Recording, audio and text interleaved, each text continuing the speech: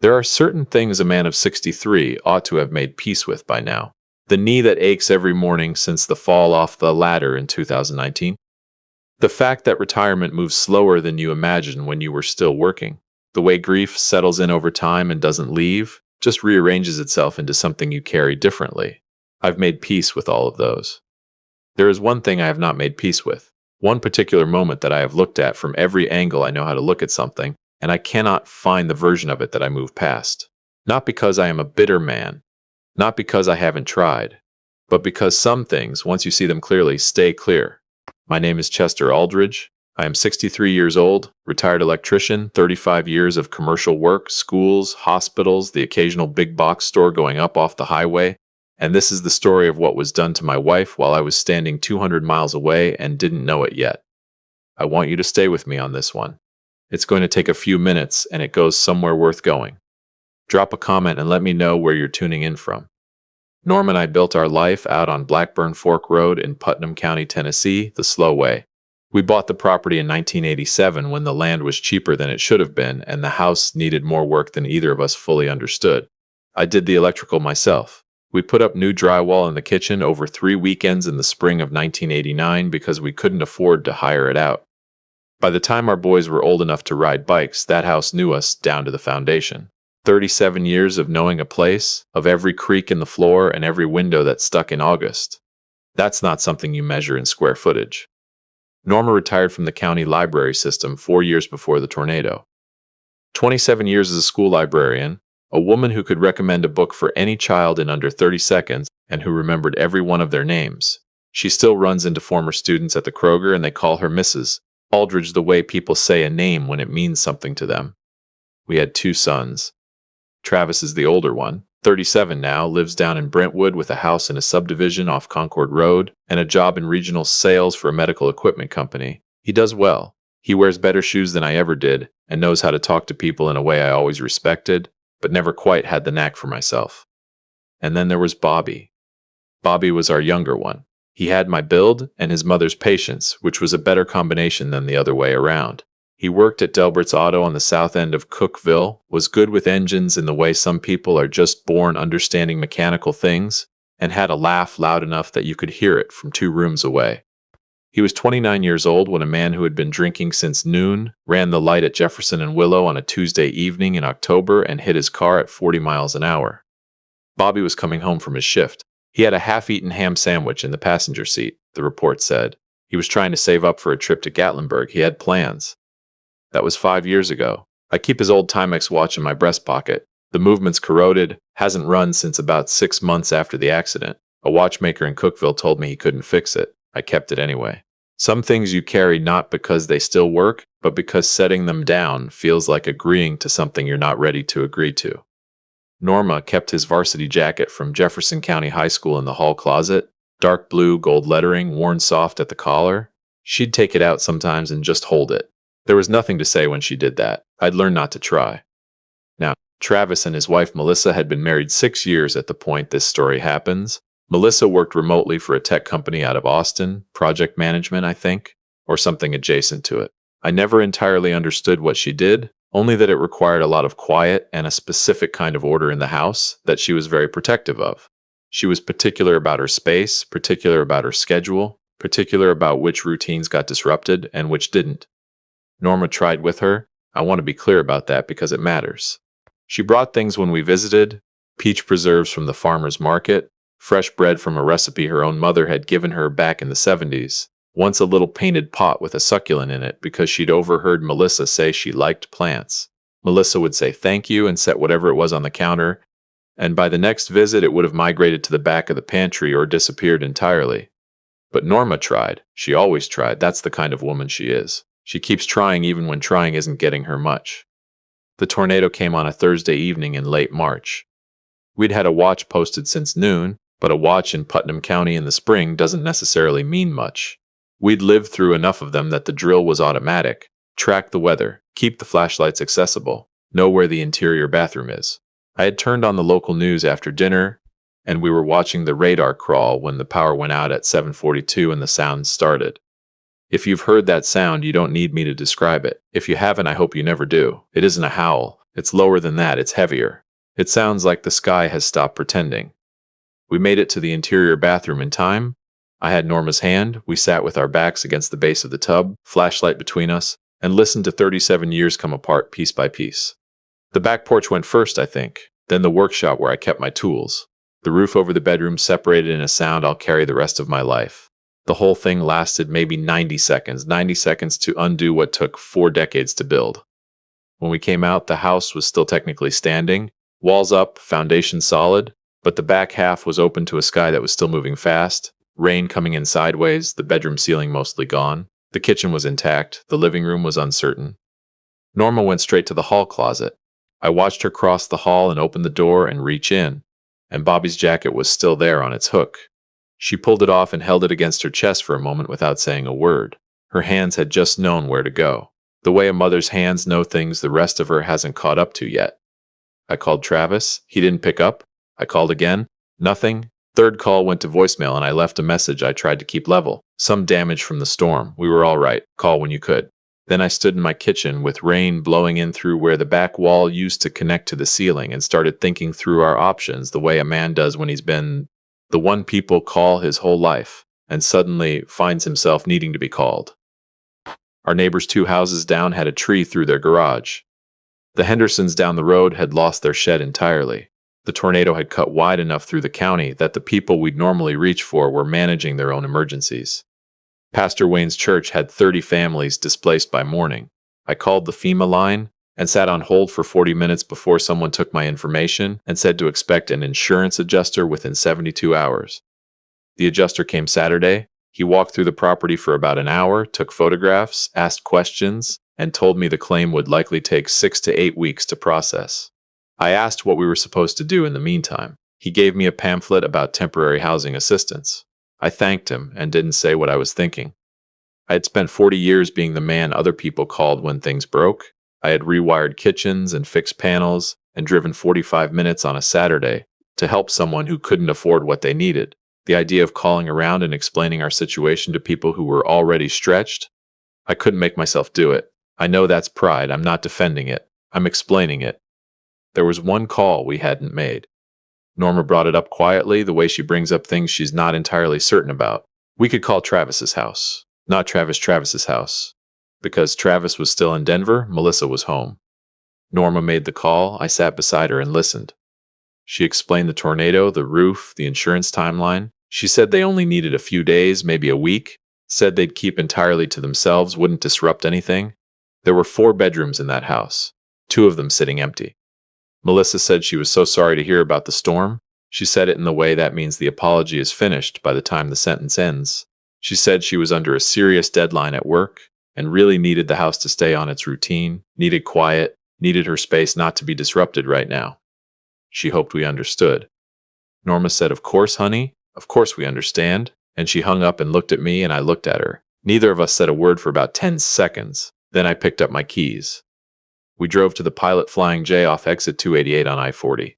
I had a quarter tank of gas, a cooler with what I'd managed to pull from the refrigerator before the power went, 2 sleeping bags from the bin in the truck bed, and Bobby's jacket, which Norma had tucked between us on the seat like it was a third passenger who got a say in where we went. We slept in the cab of the F-150. I'm 63 years old with a back that had its own opinions about the situation before we'd been there 20 minutes. We stayed for 8 days. I need you to hold that number. 8 days, while 4 bedrooms sat empty in Brentwood. While Melissa kept her routine, maintained her quiet, managed her deadline. While Norma folded our clothes in the back seat of our truck with the same precision she'd always given to everything. Because it was the one thing she could still control, and she was going to control it exactly right. She never complained. Not once. Not about the cold, not about the food, not about the bathroom situation, not about sleeping with her neck bent against the window. She just folded her clothes and read the paperback she'd grabbed on the way out and asked me every morning how I'd slept, in the voice of a woman who has been caring for other people. So long she's forgotten to notice when no one is caring for her. If you've been watching this channel for a while and you're getting something out of these stories, do us a quick favor, hit the like button, make sure you're subscribed. These stories mean a lot to share and your support is what keeps them coming. Now back to what happened. Travis called on day 5. I picked up on the 3rd ring. "Hey, Dad." 2 words.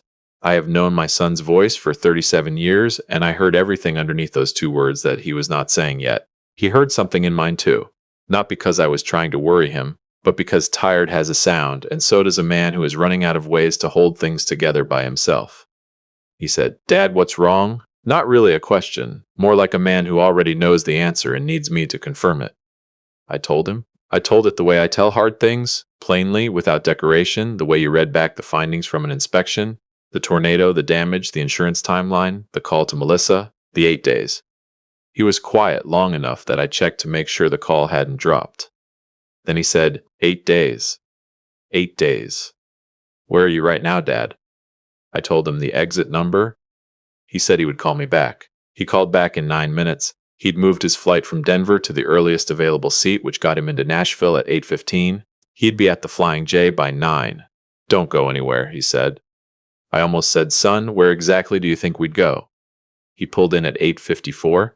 I had been watching the entrance since 7:30, the way you watch for something you need to see coming. He came past the diesel pumps, spotted the truck, parked 2 spaces over, and was out of his car before it stopped rocking. He came to the passenger side first. Norma was awake, had been awake, I think, for a while. She saw him through the window, and her face did something I cannot describe accurately, so I won't try. He opened the door, and she reached for him, and he held on to her the way you hold someone when you understand, all at once, what you should have been there for. Then he came around to my door. He opened it, and he put his hands on my face. This boy I taught to hold a hammer, this boy who fell asleep on my shoulder watching ball games, and he looked at me for a moment and said, "I'm sorry, Dad, I'm so sorry." We didn't need many words after that. He drove us to Brentwood. Melissa was in the kitchen when we came in, and her expression moved through several things very quickly. Surprise, adjustment, something that reached for welcoming and came up short. Travis set our bags inside the door. He said, "My parents are staying here for a while." Melissa said, "Can we talk?" He said, "Sure, but they're staying." I want to skip over the next 10 days in detail because they belong to Travis, not to me, and because the particulars are less important than the shape of it. What I'll say is that Melissa was not ugly about our presence in the way that a person can be ugly. No raised voices, no cruelty stated plainly. It was subtler than that. A particular quality of sighing when she entered a room we were already in. The way she said, "of course," to things in a tone that communicated the opposite. Long hours in the bedroom with the door shut, emerging with the expression of someone carrying a private burden with extraordinary and visible restraint. Norma was working so hard to be invisible that she apologized one morning for using the bathroom at an inconvenient moment, and I had to take my coffee out to the back patio and sit very still for a while. On the 8th morning of our stay, I was in the hallway, and the kitchen door was mostly closed, and Melissa said to Travis, loud enough to carry, "I didn't marry your whole family." I stood in that hallway with my coffee cup, and I heard those 7 words settle into place the way a thing does when it becomes the exact center of what's true. Travis came out of the kitchen and saw me. He looked at me for a moment, not with apology, not with embarrassment, but with a kind of terrible clarity. The look of a man who has been squinting at something for a long time and has finally stopped. That night, at nearly 2 in the morning, I came down for water and found the kitchen light on. Norma was at the table. Bobby's jacket was folded in her lap. She had an old photograph out. Bobby, at about 15, standing in our driveway on Blackburn Fork Road with a socket wrench in one hand and grease to his elbows, grinning the way he grinned when he was proud of something. He'd spent most of a Saturday afternoon helping me change the oil on the Silverado, which he was not old enough or experienced enough to be that much help with, but he'd been out there anyway, handing me tools and asking questions and getting in the way with enormous enthusiasm. I sat across from her, made myself some tea, didn't say anything, just sat. After a while, she said softly, "He would have had us in the door in 30 seconds. He wouldn't have even waited to hear the whole story. He'd have already started making something to eat," I said. "Terrible chili," she said. "The worst chili I ever tasted." She laughed. The real kind. The kind I hadn't heard since before the tornado. It came and went, and then her hand moved to the edge of the photograph, and the laugh faded out slowly. "He used to say," she said, "that the whole point of having a family was to make sure nobody had to sit alone in the dark." I reached across the table and put my hand over hers. The Tennessee sky at 2 in the morning doesn't ask anything of you. It just waits, wide and dark and patient. I sat there and knew what had to happen, and I knew Travis was closer to knowing it too. I just needed to give him room. 3 days later, on a Sunday afternoon when Norma and I had gone to the grocery, Travis sat Melissa down. He told me about it afterward, on the phone in the quiet, factual way he gets when something has cost him a great deal, and he's decided not to spend anything extra on how he tells it. He said he had kept his voice level the entire time. He said he told her he had tried every way he knew how to understand the 8 days, to find a version of it he could carry forward, and he couldn't find one, not because she had failed to be perfect, but because she had known where his parents were sleeping, in a truck stop, in their 60s, in the cold, and she had stayed on her routine. She said he was overreacting. He said, "My mother slept in a truck stop parking lot for 8 nights. I don't know a more accurate word for that than what it is." She said she had needs too, and boundaries, and he had to respect that she wasn't built to be a caretaker. He said, "This isn't about caregiving. This is about what it means that you could know and be fine." He moved into an apartment in Franklin 4 months later. The divorce took most of a year the way divorces do. We found a rental on Morningside Drive, 6 minutes from Travis's apartment. Single-story, covered carport, a backyard big enough for Norma to do something with. It wasn't Blackburn Fork Road. Nothing will be Blackburn Fork Road again, not in the way that 37 years of building something makes a place yours. But Norma put in tomatoes and basil and a row of black-eyed Susans along the back fence in April, and by June the yard looked like she'd been there for years. She hung a wind chime by the back door. It's the same one that hung at the old house. I'd grabbed it off the porch on our way out that March night without thinking about it, the way your hands sometimes know what you'll need before your mind is caught up. Bobby's photograph, the one from the driveway, the wrench, the grease, the grin, I had printed large and framed in simple wood, and it hangs now above the fireplace in the front room. We'd retired the old wallet-sized print to Norma's nightstand drawer rather than throw it away. Some things you keep even after you've replaced them. I understood that without asking. Travis came for dinner most Sunday evenings. Norma's kitchen, real food, the particular comfort of a table that had reason to be crowded again. After dinner, Travis and I would end up on the back porch, coffee cooling in our hands, not saying much. We are both comfortable with quiet. I didn't realize until recently that this was something I had given him. The ability to sit with silence and not feel like it needed to be filled. One of those inheritances that moves so quietly you don't notice it passing. One Sunday evening in late summer, maybe 2 months after the divorce was finalized, we were on that porch when Travis looked out at the yard and said, "Bobby would have driven to that truck stop and told Melissa exactly what he thought, out loud, probably from the parking lot." I laughed, the kind that surprises you when it comes out, big and uncalculated. "He would have had a speech prepared," I said, "written down, with visual aids." "Bobby never did anything halfway," Travis said. "He would have brought Norma a casserole and Melissa a strongly worded letter. Probably seed the neighborhood." Travis shook his head and smiled at the yard, looking at the same person I was looking at, the same absence that takes up space in every room we're ever in together, the way a person can still be the biggest presence somewhere even after they're gone. Through the screen door, we could hear Norma moving in the kitchen, the sound of dishes settling, the particular low hum she makes when she's doing something ordinary and is somewhere peaceful inside it. The smell of what she was making came through the screen and mixed with the August air and the particular green smell of her garden. I am 63 years old. I have buried a son. I have watched 37 years of built life come apart in 90 seconds of Tennessee wind. I slept in a truck cab for 8 nights because a woman who shook my hand at Christmas and ate my wife's cooking and let me rewire her kitchen panel on a Saturday afternoon decided that 2 people in their 60s after a disaster were not her concern. Those are facts. I am not going to dress them up. But I'm on this porch. My son is beside me. My wife is in that kitchen, and she planted a garden this spring that is already the best one on the block, because Norma does not do anything halfway either. Bobby's photograph is on the wall. I know who I am and what I chose and what was chosen for me, and I would walk back through every part of it again if the other end of it looked the same as this. Here is what I want you to take with you. There will be a night when your parents call and the voice is a little too careful, a little too controlled, and the steadiness costs more than it should. When your mother says everything is fine just a beat too fast, or your father says it in a tone that's working too hard. That is the moment. Not the one you planned for, not the convenient one, that exact moment.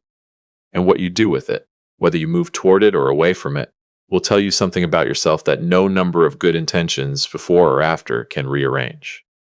If this story meant something to you, hit the like button and subscribe. Drop a comment and tell me where you're watching from. I'll see you on the next one.